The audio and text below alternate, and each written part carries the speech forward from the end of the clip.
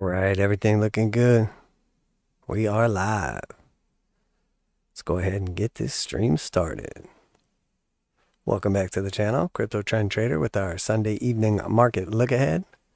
It is 8 p.m. Eastern Standard Time on January 15th, 2023. And as always, before we get started, I'd like to remind you this is not financial advice. I'm not your financial advisor. These markets are extremely volatile, so please do your own research and trade responsibly. All right, somebody let me know in the comments everything's coming through loud and clear. Toby says, hey, Critty, appreciate your work. Could you please talk about Bitcoin monthly and the macro view? Did we miss the opportunity to get cheap Bitcoin spot? Yeah, for sure. We'll talk about that. Appreciate you, Durwood. What's up, man? Good to see you. If you are in the chat, make sure to smash up that like button. All right, let's go ahead and take a look. So we're going to do a little bit of a abbreviated here. So we're going to focus today on, obviously, we'll take a look at TNX, DXY, crypto, but then we're going to go back and take a look at the various sectors of the market and see what's going on, because it's been a while since we've paid attention to how the overall market is doing outside of the major indices. So let's go ahead and jump over. We'll talk about crypto, see how much time we got left after that. So just getting started here on the daily. It's no secret, okay? Obviously, let's take a moment, guys. Everybody go ahead and just reach back and pat yourself on the back, because we absolutely killed it. We're like 2 weeks into January, and this has been absolutely phenomenal year already. 2023 off to a roar. We've had basically somewhere in between like 12 and 15 various trade setups, put in at least like 15 to 40% gains on average, 20% gains on a bunch of trade setups. So if you've partaked, if you're putting in the work, if you're one of the ones here, watching the channel, watching the streams, in the group, doing the learning during the bear market, congratulations, because that's what really pays off. So I just want to say that, obviously you can come here, you can learn, I can tell you what I'm doing. I cannot give you financial advice, et cetera, et cetera. It's up to you to do what you're going to do. So if you made some trades, you made some entries, you made some investments, whatever you want to call it, and you did well, congratulations, because you did it on your own. No one else can make you click that button or, sell or buy or whatever. So congratulations to you. That being said, let's go ahead and get into it. So that's right, J Hoff. Let's keep killing it, brother. Let's keep killing it. Apparently, though, I've discovered that regardless, growth on YouTube has absolutely zero to do with how well you do at trading or putting that out there for the world. Zero correlation because we have absolutely killed it for it's been 2 weeks now. And in the first 2 weeks of the year, I have lost subscribers. That's correct. I have less subscribers when I started the year, and we have logged in like 20+% gains. So if you can explain that to me, I don't know. I mean, I was kind of harsh on some cryptos, even though I laid out beautiful trade setups for them to still succeed. So very, very funny how that works. But let's go ahead and get into it. Enough, patting ourselves on the back here. So the most important thing to focus on is exactly what we said was going to happen happened. Bitcoin backtested the 200 simple and it backtested the 200 exponential. So the entire move that we were expecting, that we were predicting, that we were hoping, wishing, praying, betting on, took place. It's done. It's over. We did it. Congratulations. Not only did we make it up to our target on Bitcoin, we actually exceeded the target slightly. Obviously we like to put, a little bit of a easy shot here. We don't want to wait here to get our sell in and then it gets front run. We never make it up to that and then start selling off, etc. So in this case, we overshot. That's always a good thing. Over 20% from the entry coming in. And that was at a 3-to-1 risk reward ratio for the backtest of the 200th. So well played. Now, that being said, where are we at now? There's a couple important things that happen here. So we obviously had laid out the 5-wave internal structure here, and then that was going to be the completion of our 1 and our 2 of the retracement in green. And then we laid out the 3. So I put the 3 here at the 200 simple. Obviously the target is between the 200 simple, the 200 exponential, and then the 786. So in hindsight, if this was our target or whatever, in hindsight, this could be the completion of the wave 3. Now we don't know that. The wave 3 can easily extend. And if it does extend, we have to pay attention to where we fibbed from. So we fibbed from that previous swing high right here at about, 21,500, about where we're at right now, back in November. All right, so we had the meltdown from that level after consolidating here for some time. Once that meltdown happened, we put in the low, we came down here and we touched some key support levels, and then we started moving back up, we put in a higher low. So that was the building of strength. But then something else happened on top of that. As we built strength, we started consolidating above the 200s here. Short-term time frames, we're getting bullish signals. We come out of the bearish control zone. We get the hard buy signal. We get the blue slope line. We're above the zero line, all green histograms. I mean, everything. We're in the bullish control zone. The knife is above both Stochs and they're angled to the upside. Literally everything we want lays out, plays out, and it's beautiful. That is the perfect trade setup. When you can see it coming from a mile away, everything is setting up, looking like it's ready to rip, and then it all plays out. So now that being said, what is the next move going to be? Because we recaptured the 200 exponential or 200 simple and 200 exponential. So that was beautiful. We did that. So now we're at the point where one of two things happens now. We either get rejected by those moving averages and continue lower, or at least to retest the lows, or we capture those moving averages, consolidate for a bit, and then we shoot to the upside as we're confirming into a bull market. And two important things that we want to note here. And again, all these different little things that we talk about all have like a certain weighting, and you can make them weighted at 1 out of 10, and you can make them weighted at 10 out of 10, and you can put them all together and figure out your own soup of, what tastes the best, what's the best flavor. But I'm just pointing out all the different things that I use, and then, occasionally I'll talk about the weightings, etc. But we see here that the 200 simple, we're in this strong downtrend, okay? And then we consolidated so long, the 200 simple actually crossed below the 200 exponential. So that means the trend is weakening to the downside.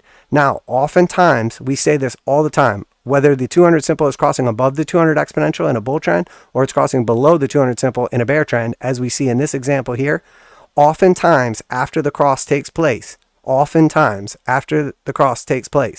we will put in a new low or new high corresponding, with the trend.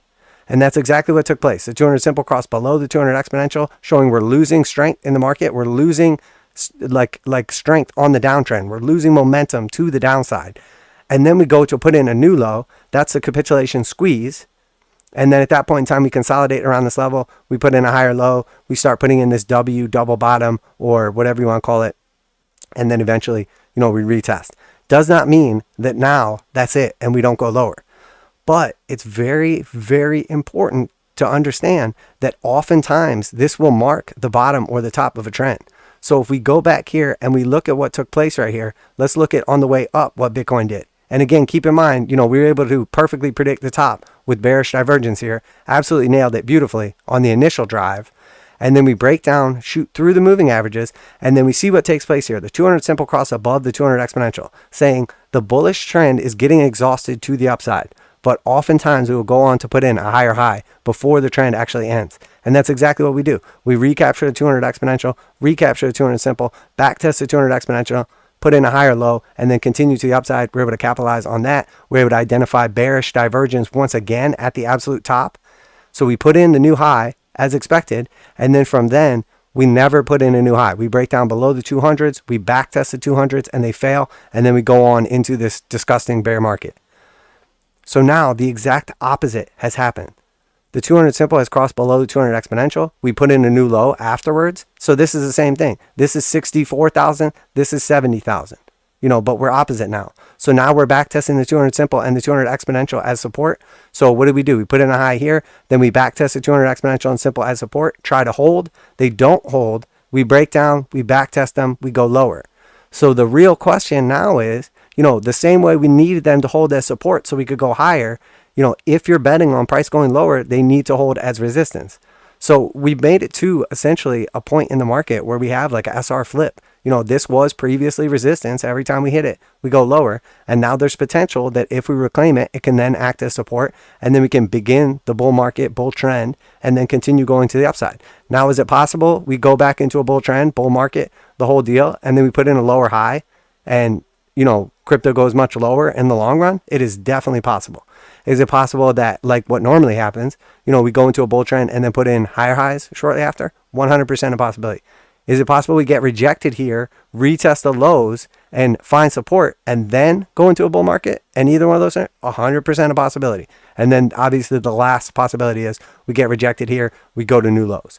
So any of those things are still a possibility. It's all about the probability of those things taking place now. So we know obviously that if our target is a 200 exponential and 200 simple for the back test, and that's what, we entered down here at the bull cross on the daily or on the 4 hour, we take advantage of this entire situation, 20 to 40 to, in some cases, like 60 or 70% in some of these shit coins, back to the upside. So now our take profits are the same as other people's take profits. This whole entire area right here was a channel for, I don't want to delete all this right now, but because we're going to talk about a little bit of it. But essentially we had, this channel right here that we were trading inside of, depending on how you were drawing it, if you were capturing just the meat of the setup and then we break out, or if you're going to say, we'll just go from the highest point and that was our channel. However you want to do it, doesn't matter. The fact of the matter is we have gotten back inside that channel. So we got it back right here when we crossed over the 618, and now we're back inside it and we're at the heart line again. So it was resistance here, and now it's potentially acting as resistance again. Now we're at the 200s. They're potentially acting as resistance. So it's not crazy to think that now what's about to happen is, our trade setup's going to play out here for the next move. So obviously we nailed the 5 waves up. We nailed the 2. We nailed the 3 back up right here. So now what we're expecting is eventually we'll reach exhaustion. We don't know if that's going to happen right now. We don't know if that's going to happen, way up here at the 1.236. We don't know when it's going to happen. Eventually the market will reach exhaustion and it'll have a pullback. And then at that point in time, the key will be where we pull back to. Do we build constructive market support? So the real area that matters the most right now, in my opinion, is, basically this 4. When we do get a pullback, which doesn't have to be from this area, but it could be, we cannot violate the top of the 1, where we see the 5 right here, the top of the 1 in green. So, if we're looking at the daily, the wick actually is right here at like 17.813. But realistically, somewhere around in this range. We don't want to go much lower than this right here. So now if we look at this and we say, okay, let's say, we got the time traveler, he comes back, crypto trend time traveler says, okay, that was it. That was the top for now. We're getting ready to have a pullback. So we just fib from the bottom of that 2 to the top of the 3, which we know from the crypto trend time travel is already in. So obviously as we speak, we could potentially put a new one, but hypothetically. So then what we're looking for is, where do we come back to? Do we find support at the 200? Simple, and then we can go higher potentially. Do we come down deeper and start looking at some of these key areas, the 382, the 0.5, the 618? Well, the 618 lines up with the area that we don't want to go deeper than. So if we get a bullish retrace, maybe it's a 0.5. If we get a little bit more of a bearish retrace, but still, functional, we get the 618. Maybe we get a super bullish retrace and we only come down to the 382. Any of those a viable possibility to build structure before we eventually go higher on this 5 right here. So, and we'll see where that's going to potentially take us to. I think more likely than not, we could look at something like the 1.236 if and when we get a 5th wave to the upside. But we see now, okay, we talk about exhaustion and we look for bearish divergence on, longer time frames as a signal of that exhaustion, and when we can look to be buyers, sellers, take profit, etc. So we see all green histograms right now. We see blue slope line. We see the knife has come up here and put in a pretty high peak right here. Not super like spiky aggressive, like we see back here where we have a big aggressive spike. But, at pretty high levels, we're at 118 right now. So that being said, we're just now entering into the bullish control zone. We are showing a little bit of weakness as the knife crosses below the stochastics, but they're both still angled to the upside. We're inside the bullish control zone. The bulls are very much in control. We're taking out key resistance levels. So in my opinion, it's a coin toss right now as to whether or not we go higher or lower. Eventually we're going to have a pullback. Is where that opportunity of the pullback is. What if we go another, $4,000 to the upside or something? We go up to like 25K and then we pull back, and when we pull back, we only come down to 22. You would be buying into higher price action with the pullback, but you would be doing so with much more confidence that the trade setup is going to be successful. So in my opinion, I'm not going to buy at these levels because I'm selling at these levels because I'm just sticking to, the trading plan, the trade setups, etc. So what we're looking at, honestly, though, is the first time, in my opinion, where we can make a strong case to be net long Bitcoin. And you're like, wait, ever? This is the first time we could ever be net long Bitcoin? No, it's the first time we can, be net long Bitcoin from when we crossed into the bear market right here. You know, we had a little issue right here. We put in some bullish divergence, and then we were able to rip from there. So we were able to capitalize on that move. Even though we weren't technically bullish, we still kind of were from the uptrend. That whole consolidation and then confirmation into the bear market somewhere around this level. So we're very, very close. Now, keep in mind, we were very, very close to confirming right here, and it failed. Now, we didn't get above the 200 simple. We could have very easily gone above the 200 simple, come up here, consolidated, and then got rejected. Same thing, just more people get tricked. So the real question is there enough people going to come in and buy at this level that we could see continued upside, and that's the bottom, and the bear market's over, and then we go back into, you know, the next bull market? Or do we get rejected here? You know, a lot of people are either long or short at this level before the last drop. So there's a possibility there's going to be buying, selling. The bears and the bulls are going to fight it out. And then eventually we'll figure out what's going to happen. So, you know, the same way I was very, very convicted, or I had strong conviction that this was a great buying opportunity for at least a scalp trade, reversion to the mean, back test of a 200 exponential and simple. The same reason now I don't really want to partake, because we already had the massive move. Now, it's okay to leave part of our position open. It's okay to speculate, because we're speculating at an SR flip area. You know, what was resistance now potentially becoming support, etc. So we can find out very quickly if we're wrong, if we have a pullback, or, you know, continue to the upside if we're long or short accordingly. But the truth is, once the trade setup plays out, I don't want to be like, oh, that was great, I'm taking profits here when we hit our take profit zone, and then I'm buying back in again without letting the market actually develop and give us an idea as, hey, are we going to go higher here? Are we going to go lower? So the key thing I'm looking for, I guess the biggest point, you know, if I had to sum it up in one sentence, what the most important thing is when we get a pullback, where do we find support? That is the most important thing in my opinion. Because we could very easily see a situation where we had a high right here on the way down. This was our most recent lower high. And then we come down here, we put in a lower low. So we have a lower high, we put in a lower low. And then we back test, come all the way back up and can't get above that lower high. And then we end up going lower. So that's basically what we did. We went lower right here to a new low. We went lower right here to a new low. We back tested up here to try to take out the previous high, and we couldn't do it. And then we failed and went much lower. So same thing's happening. This was a little more aggressive of a move. But when we look at this, what really is this? I mean, this is just a W. I mean, we basically had, you know, the exact move down. We just had that on the way back up. It took a couple more days, but, you know, it's essentially just the 100% measure move. And if we turn on our fibs, obviously, we could see that was our swing from the fib right here. That's our swing right here. So we just came back up and back tested the previous resistance. So if we get above that level, start to consolidate above that level, the probability of going higher becomes much stronger because we take out that macro high from right here.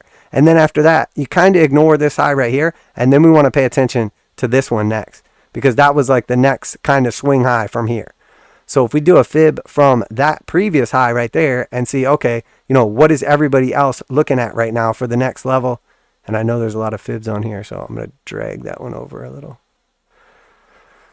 Well, realistically, we could, well, I want the extension on there. So, all right, so we'll just look at this right now in orange. So we've came back up here now that we look at the bigger picture, and I'm going to turn off the indicators here, and we'll just look at this.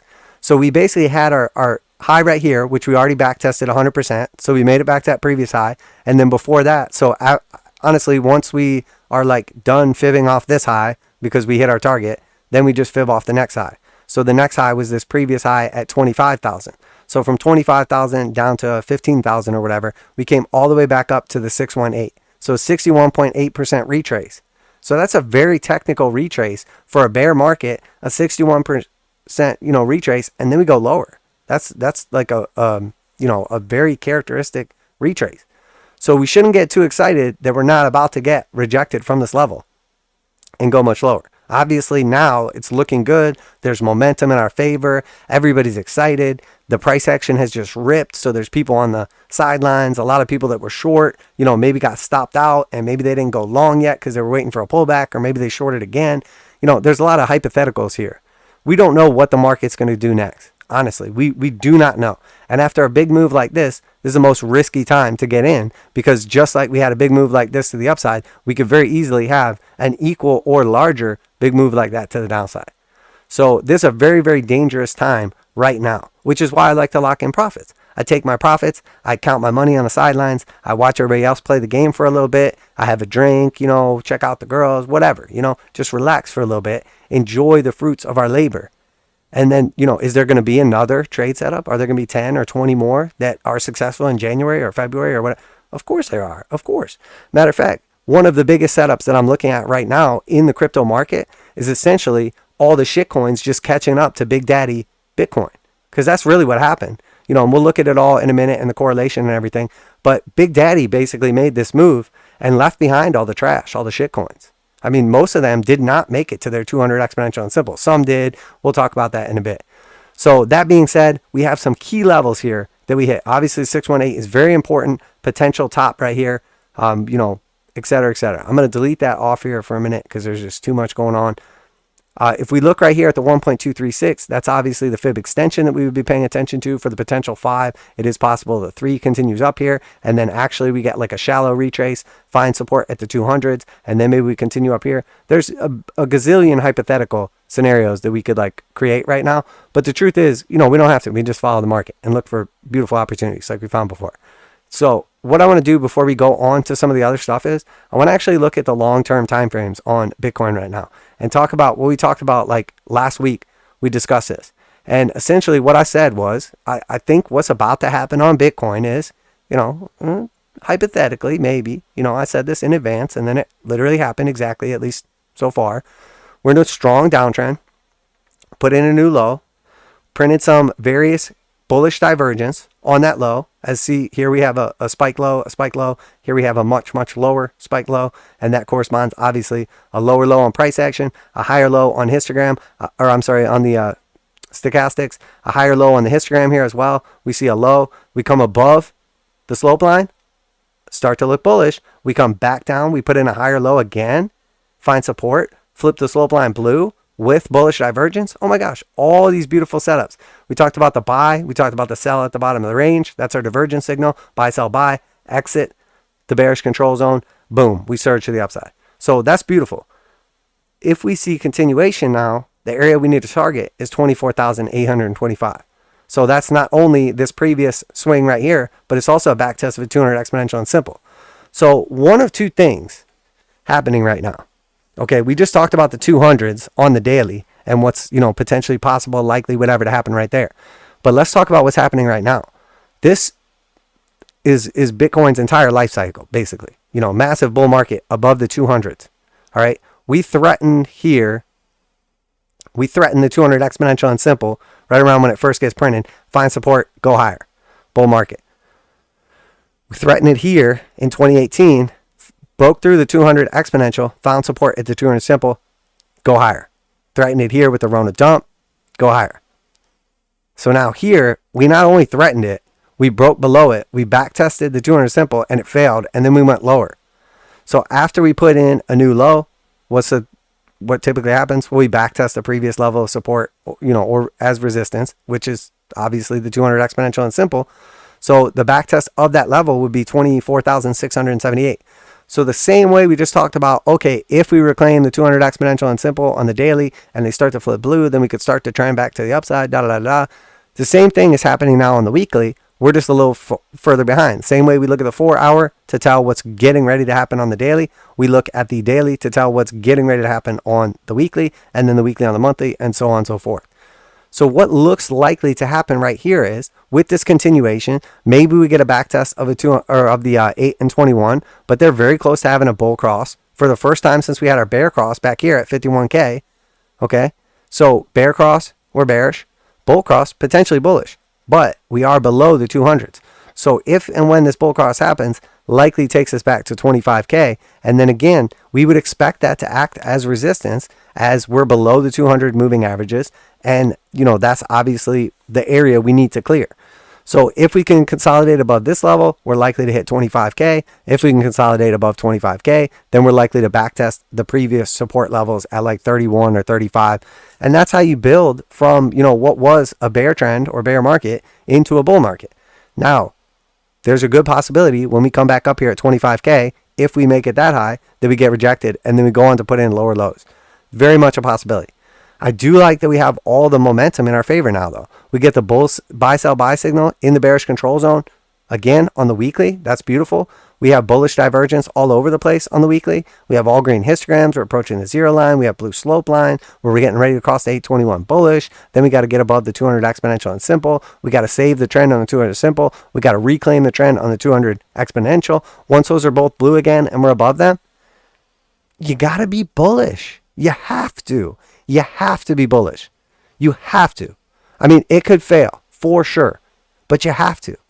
You have to. Because if you're doing this, if you're playing this game, if you're trading, if you're in this market, you have the opportunity for something like this. Now, I'm not saying we're going to get 30,000% gains on Bitcoin, but you know, when it was above the 200 exponential and simple, it went on to continue putting in higher highs and higher lows. So the trend we have talked about where this could potentially get rejected, go lower to new lows, and potentially not even put in a new cycle high in this 4-year trend, that is 100% still a possibility and still on the table. But in the meantime, we have to watch what's likely or possible to happen right here. So we have our first green histogram on the monthly chart now. We're still very much in the bearish control zone. We still very much have a negative slope on the pink stochastic. Blue stochastic is showing a little bit of something. Keep in mind that little bit of something right here corresponded to, you know, the lows. And, you know, for all the people that think, hey, did we miss out on a good opportunity to buy Bitcoin cheap or whatever? Well, I mean, no, not if it's going to go to new all-time highs. If it's 21K and it goes to new all-time highs, no, we bought it at 66% off. Congratulations. Assuming you're going to buy now, we bought it substantially cheaper. So the fact of the matter is, no, if we're going to go to new all-time highs, you haven't missed out on anything. All you've done is just get a slightly more bullish chart on the daily and arguably the weekly as well. So that being said, this little candle right here is what you missed out if you didn't buy the lows. And realistically, if you bought the lows anytime in the last, 6 months right here, you're just back to even. You're just back to even. So all we really did was, I mean, this is nothing. We're just hanging out at the lows. We basically just wiped out a candle or two. And then we're back to where we've been consolidating since June of last year. So, nobody's getting rich off this. Nobody's getting poor off this because we're right back where we were. Unless you're like trading poorly and, selling when we're low and buying when we're high, you're probably not getting rich or poor. Now, obviously, we've been able to capitalize on this beautifully. We were out of the way for the dump and then, we snagged up for the pump. But most people, just hodling or whatever. So that being said, on the monthly chart right here, this is still pretty bearish. The 821 are still bear across. All we're doing is just back testing to 8. So, arguably, in order for this chart to be bullish again, we have to get back above the 21, and then we have to cross 8 and 21 bullish again. And then obviously we know if there was a 200, which, Bitcoin's just not old enough, even though it does go back. Wait, where's my dinosaur? What the? Did TradingView seriously just get rid of my dinosaur? God, I hate you, TradingView. Why are you such trash? Anyway, I don't know where my dinosaur's at, but regardless, we don't have a 200 moving average. But I mean, is the dinosaur gone? Oh wait, is it part of the drawing tools? Yeah, where's my dinosaur at? God, TradingView, you're so stupid. They were dumb when they put on the stupid dinosaur, and now that I'm used to the stupid dinosaur and I like it, now they're taking it away. I mean, it's just ridiculous. TradingView's out of control.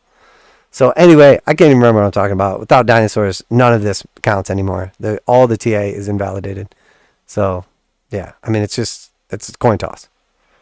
Oh, so anyway, we got to get above the 21, cross that back up, boom, bada boom, bada bing.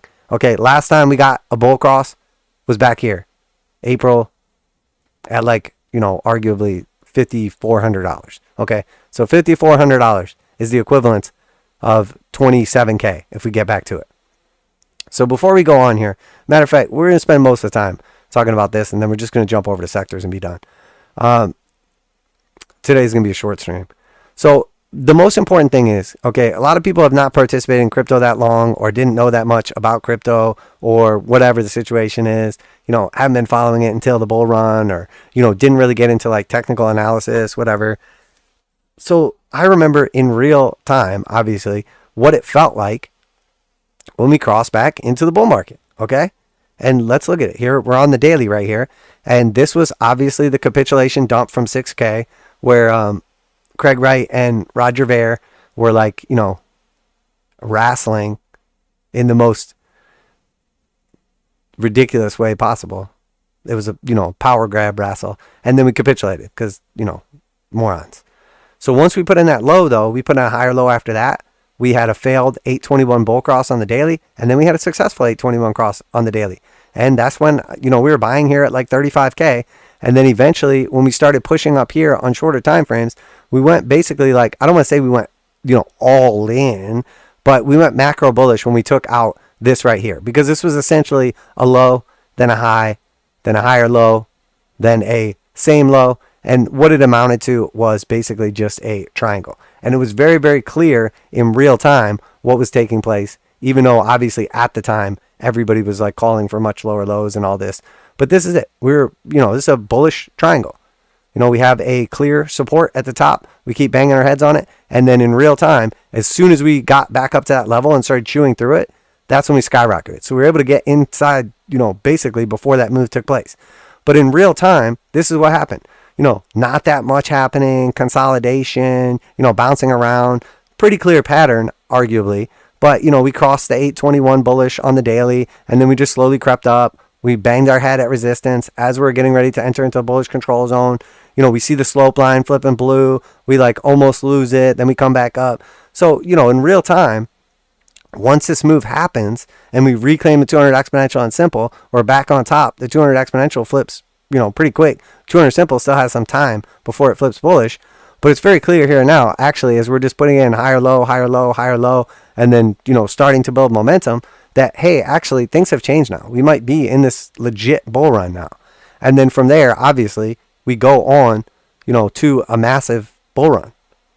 Obviously, there was a little COVID incident right here. If you did like we did and scalped this out at like 13K, you did even better, blah, blah, blah, all that, whatever. So the feeling is what we're paying attention to. The idea of, what happened there was obviously,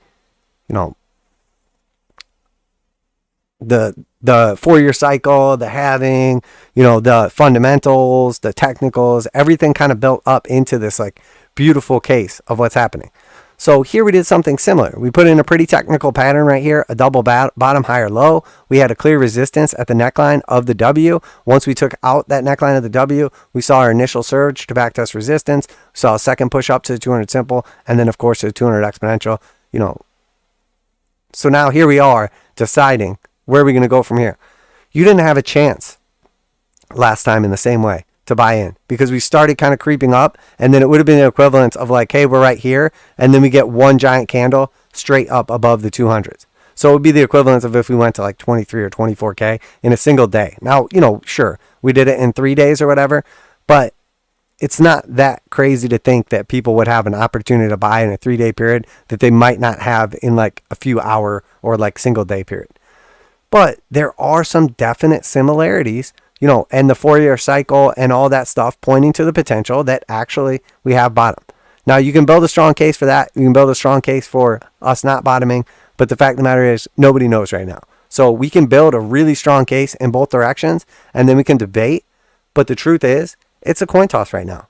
We had a beautiful move up to the 200s, and now it's a coin toss. The move already took place. The key is, we've pretty well used up a lot of our energy to get to where we're at right now. So let's see, as the energy cools off, as we kind of go sideways or down or whatever, or up further from here, what ends up happening? How do the indicator oscillators look? Do we start to see some exhaustion to the upside on shorter time frames? What I'm expecting to happen, and it does not have to happen, I'm expecting one more higher high. Now, of course, I say that arguably it already happened while we were like sitting here watching. We did technically take out that high right here on this 4-hour. What I'm paying attention to really though is I'm looking for bearish divergence on shorter term time frames. 15-minute, whatever, hour, okay. 4 hours really what I'm looking for. I'm looking for bearish divergence on the 4-hour or the daily.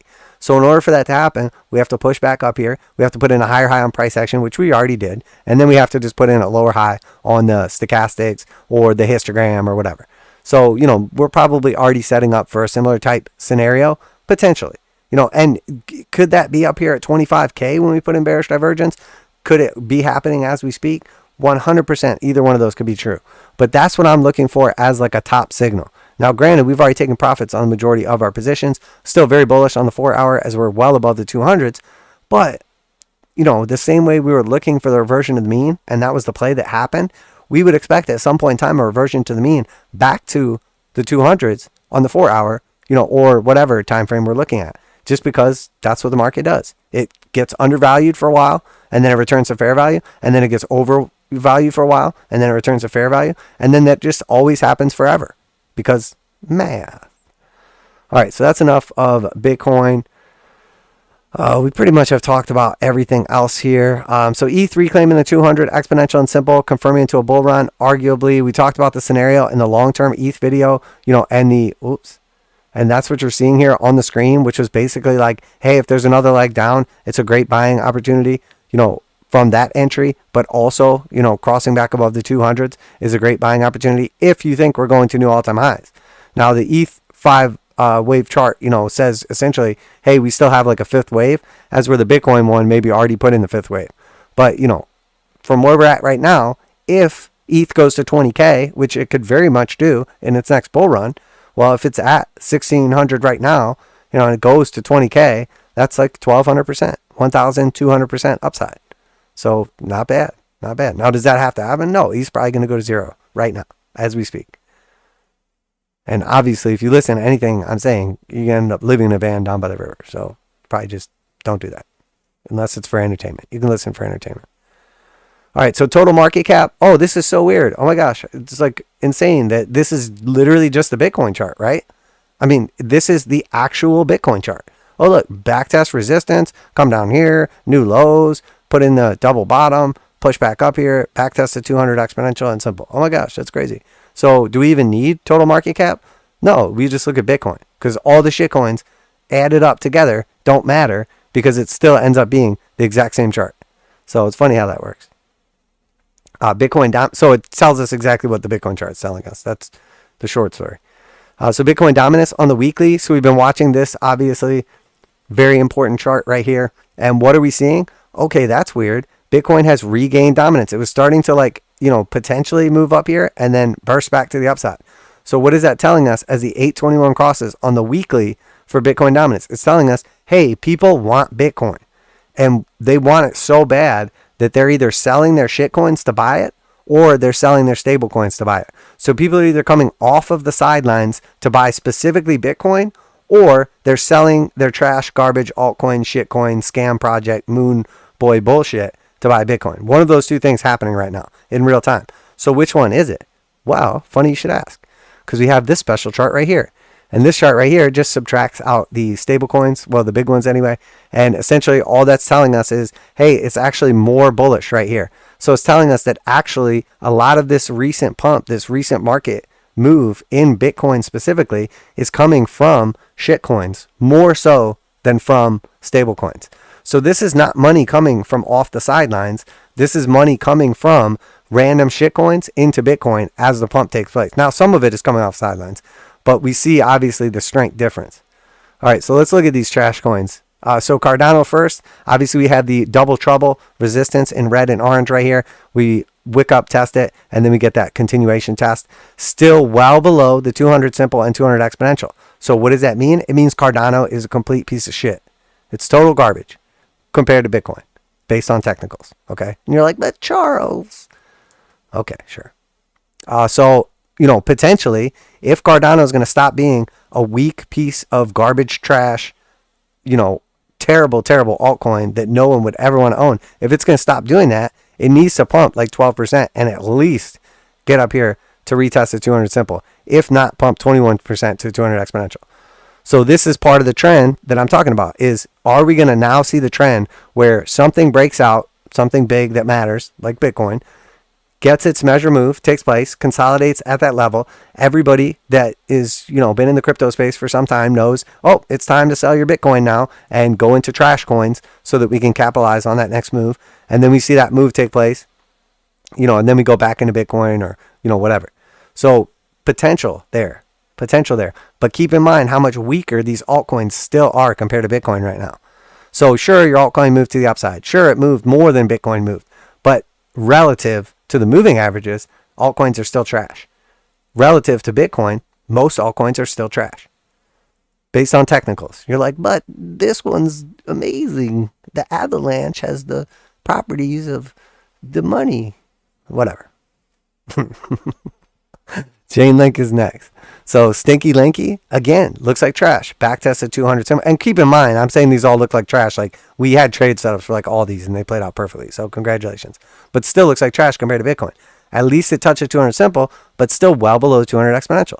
So if and when this thing is just going to catch up and just not be a dog compared to Bitcoin, it's got 13% to go. So again, we're seeing the strength is in Bitcoin, not in these trash coins, even though some of them have moved well more than Bitcoin. So Polkadot, this is another one. Obviously, we put the trade setup in place on this big juicy long. So we had that clear resistance multiple times in a row. We tried to get the breakout right here. It failed, went to new lows again. It was on its way to zero. And then suddenly, miraculously, Jerome Powell swoops in, laser eyes, saves the day.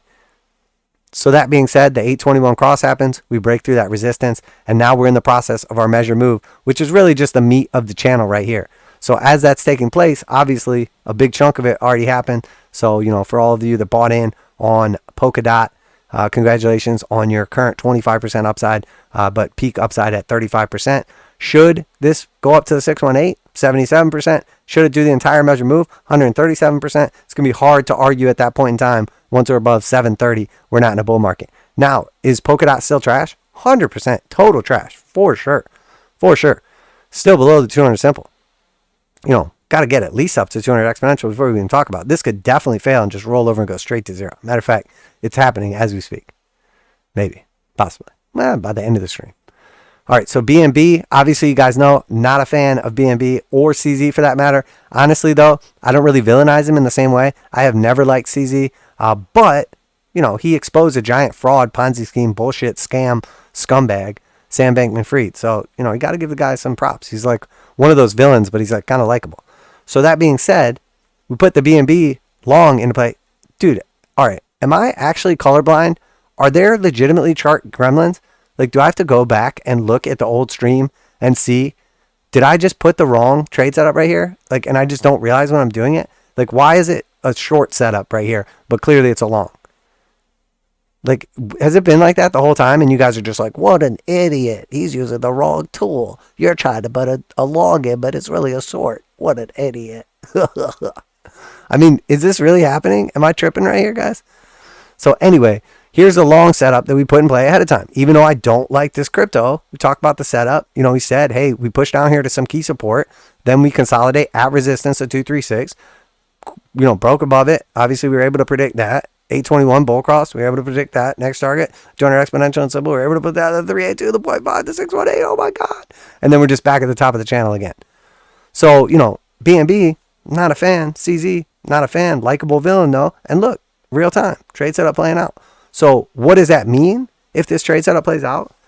I mean, I still don't like how BNB looks. I still think this looks disgustingly bad. Now, it doesn't mean it has to go down from here, but essentially this to me looks like a leg down, a big A leg down, a B leg consolidation inside of a channel before we put in a C leg, another leg down. So really don't like how this looks right now.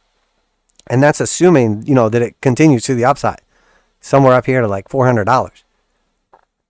But that's going to be key. Obviously, at that point in time, we'll have reclaimed the 200 exponential and simple. They'll flip blue. This thing's technically in a bull market right now. So, you know, who knows? There'll be some key levels up here. Obviously, that's why you'll be taking profits on your longs if you took that trade that you came up on your own. Definitely not from me. So Matic is next. So this is another one that we longed just based on the strength. It's one of the few that's been consolidating at the 200s. And obviously, we were able to capitalize on this recent move to the upside. So we got kind of like a little blow off top here. We're consolidating at this level. I still think that money's going to flow out of, you know, Bitcoin or out of stable coins and into some of these shit coins as people just like basically go out further in the risk curve as they're like expecting these shit coins to pop off. Does it have to happen? No. If it does, it's another whatever percentage. We already had a really nice move, obviously, depending when and if you took the trade setup. I was like 25%, peaked out at like 31%. Beautiful, beautiful. This is definitely one of the best cryptos, arguably already in a bull market. So this is it. We're in a bull market now. So if you want to get bullish on something, do you want to get bullish on the crypto that's down here that still hasn't even touched the 200s yet? You want to get bullish on the one that's already flipping them over blue? Do you want to bet on the horse with lower odds that has won the Kentucky Derby like 3 years in a row? Or do you want to bet on the three-legged horse that's got a date with the glue factory after today's race? I mean, that's up to you. You want to buy the dogs, the garbage, the trash, the worst performers? Or you want to buy the ones people are in because momentum.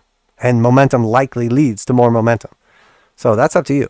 So that's it for crypto. Obviously, you know, nice moves here. Congratulations. Gold above the 200s, getting ready to confirm into a bull market. So wait a minute. I'm starting to see a trend here. Okay. So TNX getting ready to backtest the 200 exponential and simple. 200 simple is above it. So maybe this is tired, but we know, wait a minute, 200 simple on top right here. There's still a possibility, a probability, a decent probability that actually we end up going still to new highs before we roll over. If TNX surges to the upside, you know, which it may do beginning of February or whatever, if we get 50 basis points instead of 25, maybe we get 25 and it's fine. We don't know what's going to happen. Maybe inflation starts picking back up because of different factors, and eventually they have to go even higher. We know they're planning on taking it up to 5%. So it's not crazy to think, hey, actually, we're still going higher from here, even though we're starting to lose momentum on the trend. So U.S. oil, very, very weak down here at support, broke to new lows, but it did put in a higher low after that, and now we're at that resistance level. So if we break through this resistance level, which seemed probable to me, you know, we broke back above the slope line, came back down, tested it, we're building momentum. Seems like we're about to break through this and then come up here to 86. So in my opinion, I think oil's setting up for about a 10% move back to the upside. Now, you know, obviously, if we take the recent low as the stop loss, that's 8.4%. You know, it's the same thing to the upside. So it's basically a coin toss at this point in time if we use that previous swing low, which is ideal. So, you know, not really a trade setup here in the meantime. Arguably, you could say 17%. We're still in a bear market, so it needs to be 3-1. That's only 2-1. So there's really not an actual, like, decent trade setup right now without running, like, some super tight stop. Now, you know, if you were like, okay, well, here's the deal. And, you know, I don't talk about this enough. Let's talk about buying into momentum. Let's say you're like, okay, actually, I don't think it's going to come down here to the lows, but I don't want to run this ridiculous stop loss to find out. So what do? Well, I could just say, like, you know, the next key level. So we have this candle right here. We could go off the previous candle. If we take out that open, we want to be out. We go off the candle before that. I like this idea, you know, somewhere around like this key area right here. If we take out the last couple candles, we'll have to reevaluate the setup. So could you run a trade setup then? 2.6% with 8.6%, 3.3-1. It's acceptable. So there's always an acceptable trade setup regardless of the momentum, what move has already taken place. You just have to make sure that you're picking key levels for your entry or for your stop loss based on something in specific. Now, is this a trade that I'm going to take? No, because the truth is, one of the benefits of us trading all these different markets and watching all these different assets and having the best indicator known to man on planet Mother effing Earth that just makes life so simple that we can go, oh, let's turn on a random asset and not even look at the ticker. And, oh, is it in a bull market? Yep. Is it in a bear market? Yep. It's so easy. It's so easy. So we can look at 10,000 assets in a week. We don't have to look at 4 of them and just watch the same chart over and over. So is this a good setup? I mean, it's not really. All right, so let's go on to our major indices and then the 11 sectores. What are we at? 48 minutes. And then I'm going to try to get out of here relatively quickly. So Dow Jones, we're back on top of the 200 exponential. We're back on top of the 200 simple. 200 exponential, bullish slope. It's blue. 200 simple, still negative for now. Coming out of, you know, the, well, not quite the bearish control zone, but hard buy. Stokes powerfully angled to the upside. Bunch of green histograms. So what are the dangers right now on the Dow Jones if we're confirming into a bull market again? What are the dangers? The dangers are, you know, we hit one of these key levels like the one we're basically at right now, and then we fail and roll over. Well, what's the probability of that happening? Well, we're up here pretty elevated levels on the knife and on the stochastic. You know, we're coming up on the slope line, which is red, a key area that we could potentially get rejected. You know, something similar to this. We come up to it, we get rejected, go lower. Doesn't mean we have to go lower like to a new low, but, you know, maybe come back down here, put in another higher low, and then we can go higher. So what are the actual like bull case scenarios? Well, we just continue through this previous resistance, and then we come up here to this 35,301 level. We look at the internal retracement fib from the high to the low down here, okay? And this is the exact scenario that we talked about in real time. You'll never be able to tell because there's just so much trash on this chart that I don't even know what's going on. But this is literally the exact scenario we talked about. I mean, how much more of this trash can we get out of here? All right, that's enough. We'll just go from there. It's just never, there's just always too many drawings on the charts. So this was our inverted head and shoulders we talked about with a shallow shoulder. Now I said, what if it's shallow to the 382? But also, once we broke through right here, what if we come down to the 200 exponential and simple and then find support? Well, we have this ascending resistance line right here. And if we break through that level, that's going to give us the measure move from the bottom of the triangle to the top of the triangle, which is roughly in between the 1.382 and 1.5, which gives us Dow Jones Industrial at like 41,352. New all-time highs, obviously. So that's what we're paying attention to. Next key area of interest is a 786 at like 35K. After that, I mean, we're probably going to new all-time highs. Let's be real here. So Dow Jones looking pretty juicy still. All right, so SPY, S&P, we're in this descending broadening wedge. We're at the top of the wedge. We have the, cluster, the biggest cluster in all of existence of resistance. We have the 236, okay? We have the 200 exponential and simple, and we have the descending resistance line right here. So this is a massive cluster of resistance. So breaking through that will be very good, to the upside for that measure move. Same exact thing, just a channel right here, back to all-time highs basically. Or, and that's all we're looking at right there. Or arguably, it fails right here, rolls over, we go lower, that's it, blah, blah, blah, new lows, on to the next. Still very much in a bear market, but we're at that ascending level. So in my opinion, when we see markets like this with Bitcoin on the daily, with the S&P on the daily, Dow Jones a little more like conclusive right now, but when we see these other markets and they're at key levels, it's okay to speculate from these levels. Are we about to get rejected at resistance and go lower? Or are we about to break out from here and go much higher? As long as you have an appropriate stop loss so that you have a nice risk reward with good probability of success. Arguably, if you're trading against the trend right now, it's slightly lower. If you're trading with the trend right now, slightly higher. But essentially, if we look for a nice risk reward ratio, from here, a coin toss is kind of okay. Like, would you flip a coin if you get $3, but you only lose $1 if you're wrong? Sure you would. Sure you would. Of course you would. So that's all we need. We just want that easy coin flip. It's still a coin flip. 50% chance we go higher, 50% chance we go lower. It's a coin flip to me right now. I don't have any secret, codes or anything. Oh, is it going to go higher from here? I don't know. Flip a coin. We'll see. I mean, everybody on planet Earth would say, no, we're going to have a terrible first half, and then the second half is going to be amazing.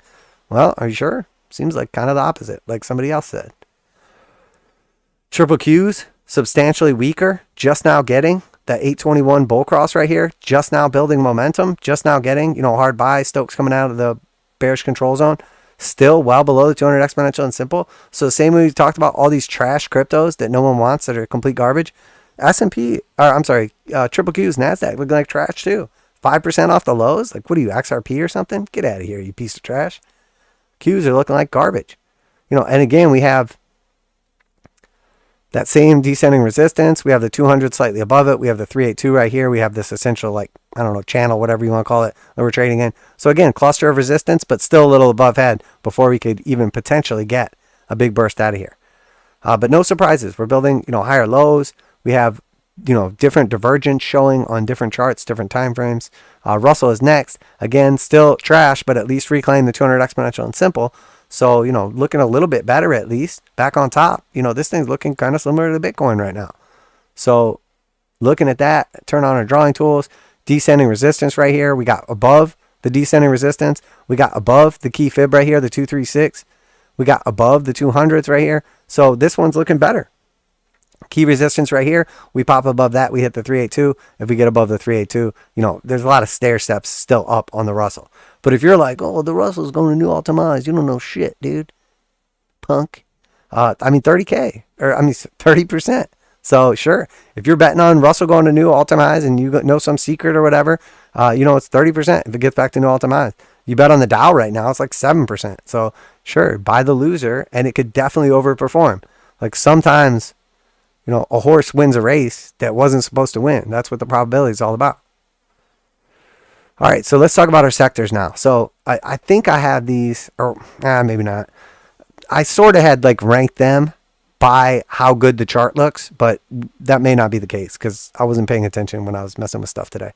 So XLE is first. Energy, obviously, we talked about the bull case on energy, even though prices come down on the underlying asset. I've talked about it a gazillion times, and I'm talking about it again, which I'm not doing. So on to the next. So XLE threatening the highs right here, looks like it's going to go higher. Momentum in its favor, everything looking good. 200 simple is on top of the 200 exponential, but they're closing the gap again. So here they're getting further away from each other, further away, and then they actually start tightening up a little bit. So there's possibility this 200 exponential is actually going to retake this. And as we put in new highs, we see like continuation. So this looks great to me. Still very much in a bull trend. We're seeing some signs of exhaustion. This is what it looks like when you see signs of exhaustion. And then actually we just go sideways, consolidate long enough that the 200 exponential crosses up again. And then we see, we went from this kind of casual consolidating, slowly like, kind of hanging out at the lows, slightly higher highs, to like the trajectory changes to not straight up, but much more aggressive. Much, much more aggressive. When does it happen? Why does that happen? When we take out the highs right here, when the 200 exponential crosses, did one, dictate the other, whatever. But the fact of the matter is, we see the correlation in real time. All right, so XLI is next. So XLI industrials, obviously Dow Jones doing nice right now, so no surprise that, where this is coming from, this strength. So we see, bear market, very much so, continually retesting lower highs and lower lows. Finally put in the macro low down here. We push up, we reclaim the 200 exponential and simple. We get a push up higher, we take out the previous resistance, and then we get a back test. And when we get that back test, we don't come all the way back down to 200 exponential and simple, but 200 exponential still accelerating, 200 simple basically flat, very close to confirming into a bull market. This right here is what we're looking for on Bitcoin. We want to get above the 200 exponential on the daily, 200 exponential and simple on the daily, and then back test them and have that hold. We don't want to just like come here, kind of consolidate and then go lower. That's what this is going to look like. You get above it for a little bit, everything starts looking good, people buy in, and then it rolls over. So very clear, defined risk here. At this point in time, anything bullish is clearly defined like, no go if we break back below the 200s, because that's our line in the sand for looking bullish. So industrials, second strongest. Financials, reclaiming the 200 exponential and simple, 200 exponential back on top. That's good. 200 exponential blue, 200 simple, basically flat at this point in time. Fighting this clear resistance right here. If we break above that, not a lot of resistance, basically like some previous supports up here at about like 37 or so, potentially back into a bull market. Now we're at a key resistance now. If you were going to, depending on how you were looking at this, if you were going to draw just a line on here, where would you draw the line? Probably right where we're at right now, because we see resistance here, resistance here, resistance here. We see support here, support here, support here, support here, resistance here. So, the best lines draw themselves. If you like wife or, dog has no idea how to do technical analysis and you're like, come here, Spot. You're like, put the line where it should go. And your dog's like, obviously doesn't have, opposable thumbs, but if you like put his paw on the mouse or whatever and just kind of move it, and then wherever he clicks, probably going to be like a pretty simple spot like this. So that's what we're looking for, lines that draw themselves. So the same way we have, pretty clear support lines here, we have pretty clear resistances here, we're back above it, we're back testing it, we're getting ready to confirm into a bull market, and then after that, probably new all-time highs on financial sector. And you're like, but the market and the loans and the default rates and I don't care. I do not give a damn about a story. Tell me a story. They're fun. I love movies. I love, stories. I like to read books. Even, fantasy stuff's fun. But that's not what we're doing. That's not what we're doing here. We're trading, we're investing, we're using math and science and technicals. We're not using stories and narratives and stuff. Okay? Because Elon Musk is great at pitching a narrative. It doesn't mean that, whatever he says goes. He's just a good storyteller. Amongst other things, whatever. Or maybe you hate him. I don't know. But XLB materials, threatening that previous high right here, confirming potentially into a bull market. It's hard not to start getting bullish on some of these sectors right now.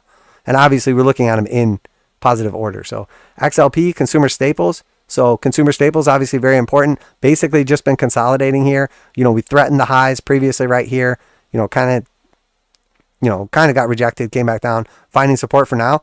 In my opinion, very close to confirming into a bull market, likely to go higher. This, to me, looks like a bullish reset. We spent all this energy here from, what's the best way to look? You can probably see it pretty good like this. Okay, we have a pretty low trough right here on the histogram, way down here at 1.5. We have a pretty low trough right here on the stochastics, down here at like 5.7.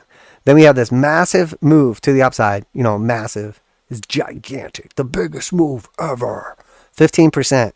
Okay, move to the upside. All right, and then put in a massive peak right here, a massive peak right here, and then now we have reset the stochastics all the way back down to that same level, give or take, you know, a couple percent. We're at that same level. And in the meantime, we have the histogram go all the way from that elevated level back to neutral, like back to zero. And where is price action going? Well, on the way up, that was equal to 15% plus, you know, nice aggressive move to the upside. But on the way down, it only really sold off like 5%. So in my opinion, that's a bullish reset. This level holds, we go much higher. We're just refueling the spaceship before we go higher. XLU is next. Utilities, obviously safety sector. Keep in mind some of these safety stocks or sectors may be weak now as people had flee to them when they thought everything was going to burn and this was going to be the year of the recession and the depression and the housing crash and the blah, blah, blah, blah, blah, blah, blah. Whatever.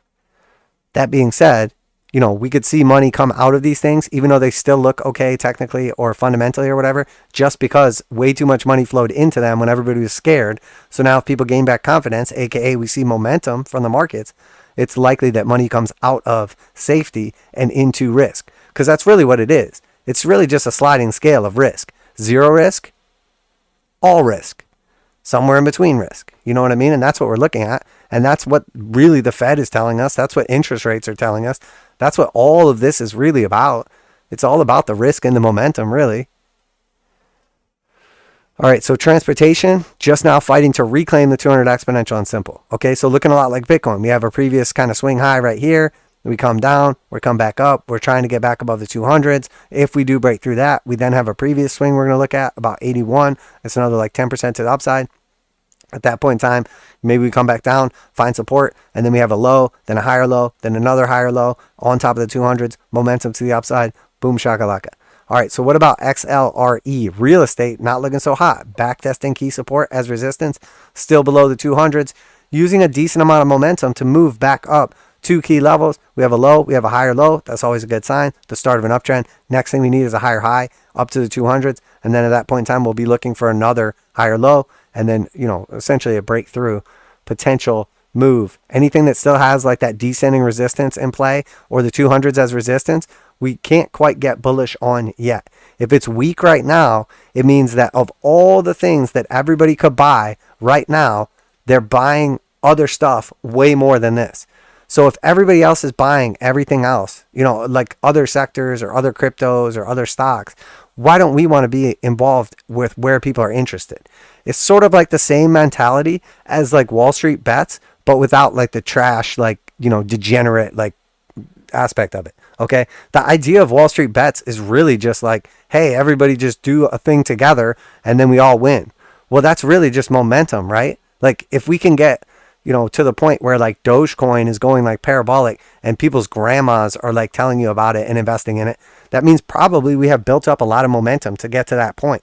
So like there's some assets that are looking pretty juicy right now, nobody's talking about because they haven't built up that momentum yet. First, it's all the people that hang out in the darkness, you know, when it's a bear market and nobody cares and people are afraid to look at their portfolios. That's us. We pick the bottoms, we nail the early momentum moves, you know, we do some nice scalps, whatever. That's us. We're the first to the party. Okay, so by the time everybody else is getting there, you know, we're selling off our last couple of beers at a premium so we get out of there because cops are probably coming soon because this party's getting out of control. Once we get back above here, starts looking good again. Wall Street analysts start talking about it. We start building up some momentum. Some, you know, key players start getting involved. And then slowly but surely, eventually, you know, we get up a bunch of momentum and then retail's involved. And then finally, you know, it's like the shoe shine guy and the Uber driver and your grandma buying Cum Rocket. No, I don't think grandmas are buying Cum Rocket. What's another one? Damn, I don't even know any shit coins anymore, guys. I'm sorry. I'm so out of touch. XLK. So tech, I mean, we kind of looked at NASDAQ already, triple Qs, whatever. So same thing though, still below resistance. We can see these are progressively getting worse and worse. Communication right around the same level as well. Key resistance, key resistance, key resistance. We already put in a slightly higher high. Looks like we're coming up here to retest the 200s. you know, it's not really like a tradable move right here, but, you know, just giving you a sign, hey, very clearly a bear market, very close to potentially being a bull market again. So, you know, it's not that complicated, guys. What's the goal here? Okay, get in down here, get out up here, 59%. And what do? We just buy the blue, okay? When it's a bunch of green and a bunch of blue, we're in. And what do we do here? Okay, we get out around there and, you know, whatever. Maybe we get back in somewhere around here. So, you know, 60% upside, avoid 30% downside, and then, you know, what? Capture another 60% upside? Sounds good to me. Sounds pretty easy. Pretty simple. XLY. So consumer discretionary, the last and the worst looking of all of the sectors right now, which makes sense. Obviously, people are pulling back on the stuff they don't need because the stuff they do is costing more money. Makes sense. Backtesting, key support as resistance right now. We do have still a little trek up to the 200s. So this thing's looking like trash. It's looking like a trash bag altcoin after Bitcoin's already nailing the moving averages. You know, and who's Bitcoin in the stock market? It's the Dow Jones. Dow Jones is the Bitcoin. And who are all the shitcoins? You know, it's the NASDAQ. And, you know, is the Russell is really Ethereum. And, you know, you can draw like perfect chart representations of all these things. And the truth is, this up here doesn't even matter. I don't care about the ticker at all. All we care about is, you know, the overall trend. Now, if I'm looking for like an actual investment, I'm going to invest in something that like sounds good with like legit earnings and like, you know, a product or some, there's going to be some kind of fundamentals that make me want to own this thing for long term. But short term, medium term, even long term also, technical is very, very important. Because I don't care. Maybe I do want to own consumer discretionary, but I don't want to own it now when it's getting destroyed. You know, and obviously this, you know, this or this, wherever you get out at, much better. Much better. Because you could be like, oh, it came down enough. I'll just buy now because I don't really care because I sold up here. So I'm already better off. And if we go lower, who cares? Because I still get more than when I started. All right, so that was pretty much all the sectors. That was the key stuff I wanted to hit. And I want to keep this one relatively short. So what are we at right now? Time-wise. 106. All right, I'll jump in the comments here. And then I think we're going to go ahead and wrap with that one. Oh, I probably should talk about the DXY. So let's look at the DXY here. So this is like literally exactly what we want, okay? We want this DXY to continue cooling off to the point that it's like unnaturally low, because that's when we could potentially get our pullback in the markets. So we want to make sure that before this DXY surges back to the upside, we've taken profits on our trades, or at least like, you know, locked in our gains or moved our stop losses to the upside, trailed them behind, etc. So we're getting towards key support. We're above the slope line. So we know what happens here. The histograms come up, we get above the slope line, we pull back, and then oftentimes what happens is we will have a low here and a higher low here that corresponds with the low here and a lower low here. That's our bullish divergence developing. That's what we're looking for. Because when the bullish divergence develops and then finally pops off, it's probably going to line up with the bearish divergence that we're expecting in crypto and some of these other markets. And then that move afterwards, where this either surges up, gets rejected, and then, you know, confirms into the bear market, that's the move that tells us, hey, you know, we're going higher probably on speculative assets, likely. Gold, cryptos, stocks, all that, bonds. It's all going higher, likely. Because we need the weakness in the dollar. Now, we talked about how the Fed might not want to let weakness in the dollar happen, et cetera, you know, et cetera, all that junk. I'm not going to go into all that, but pay attention to the DXY. As always, we're always watching the DXY. I spy the DXY. All right, so Comma Betty says 10K Bitcoin is coming. That's right, Comma. That's right. I remember hearing the same thing when we were at 3K. Everybody was talking about 1800 Bitcoin was coming. We're at 3K. Everybody was like, no, don't buy now. 1800 and then 1300. And then that's the low. And then they were saying the same thing at 6K and 8K and 10K. So the truth is, man, don't get married to an idea. We had a legitimate opportunity to hit 14K on that last push down, and we found some pretty solid support at 16K. So we don't want to get too ahead of ourselves and too like stuck on the idea of a lower low, or, you know, if you feel like you missed the move or whatever, keep it all in perspective. You know, we don't need to pick the absolute bottom. What we need to do is capture that 75% in between. Okay. Like, I don't know if you guys are like into like cookies or something like that, but, you know, like the Oreos. Okay. Nobody really likes the actual like outside of the Oreo. Everybody just wants a cream, right? But you need some mechanism to deliver that sweet, sweet cream, okay? And not the way you're thinking, okay? Get your mind out of the gutter. That's gross. We need a way to deliver that sweet, sweet cream into our taste buds. And the best way to do that is just wrap it in, this cookie shell. But the truth is, all we really care about is a cream. And that's how the markets are. We don't need the absolute bottom. That's the one cookie. We don't need the absolute top. That's the other cookie. We just want all that cream in between. The easy stuff, the good stuff, the flavor flav. That's what we want. So that's the goal. So maybe you miss a little move at the bottom. Maybe you miss a little more upside at the top. But the fact of the matter is, if you lock in those gains in the middle, we capture that 50% or 75%, that cream in the middle. That's what we really want, okay? And the best thing to do is grab the double stuffs because there's twice as much cream. So, it's just all that extra for us to capitalize on. So that's it for the metaphors for today. I promise you from here on out, no, I can't even. There's just going to be never-ending metaphors, and most of them probably not going to make sense. So the longer you stick around, the more terrible metaphors you'll hear. Peter says, it's strange how you can see it happen this time after learning from previous experiences. Yeah. Oh yeah. I mean, that's what it's all about, man. You know what I mean? Like it's anything. Like you could have, a cheating spouse and, start recognizing in a future relationship, hey, wait a minute. I remember this. Like we weren't talking that much and started getting kind of aggravated with each other. And then next thing you know, whatever. I mean, it's like anything. You're just learning from it, using that wisdom. So in the crypto market, or any market for that matter, it's not always going to be the same. Sometimes you get V bottoms, sometimes you get rounding bottoms, whatever. But what is always the same and is always consistent is the best moves are had just by sticking with the momentum. I mean, if you look at this chart right here and I tell you, hey, like there's this easy system where you could just buy here and then, sell here. You're going to make 76%. You're going to get kind of chopped up, but you're going to get out before this capitulation move right here. And then we're going to go bullish again. You're going to buy here and you can sell here or here or here, whatever. You're going to capitalize on 458%. It's going to be pretty simple. And maybe you get scared. It doesn't even matter. Maybe you sell out here, buy here and sell out here when we lose the 200s and you're up 390%. And then we go to new all-time highs. That's fine. And you don't even enter. You just sit on the sidelines and don't even care. The most important thing is to capture these big trends, okay? There's always going to be some ones like this where it's like kind of choppy to the downside, then it's kind of choppy to the upside, then it's looking like it's going to, go on forever, and then next thing you know, it's melting back down. You're always going to have that, and there's always going to be some reason. It's like, oh, this is because of one coin and all that, scummy scam bag stuff going on in China, and that's why this pump happened so high.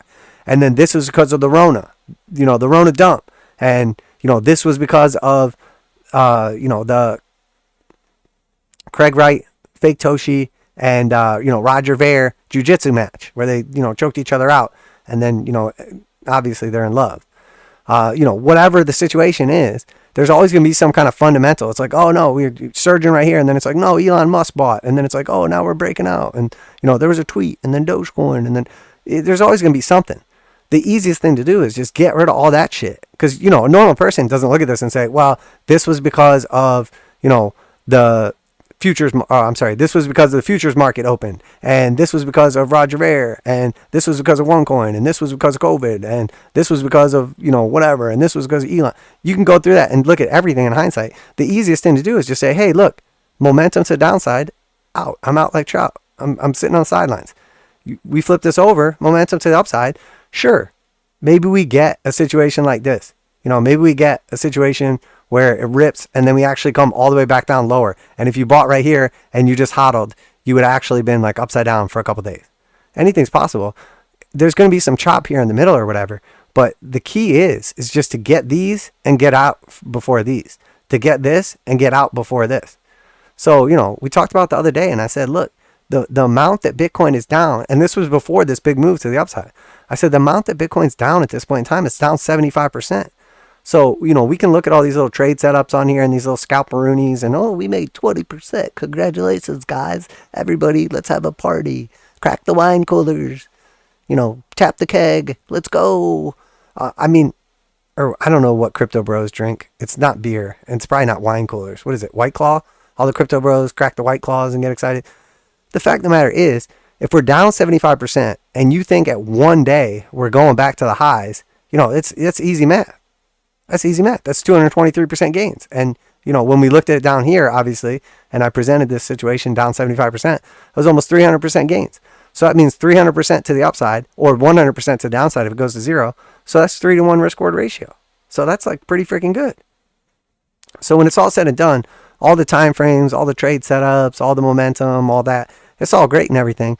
But in the end, we're really just looking for asymmetric risk reward. Okay? Like if we're in a bull market and we have over 50% probability of success, that's great.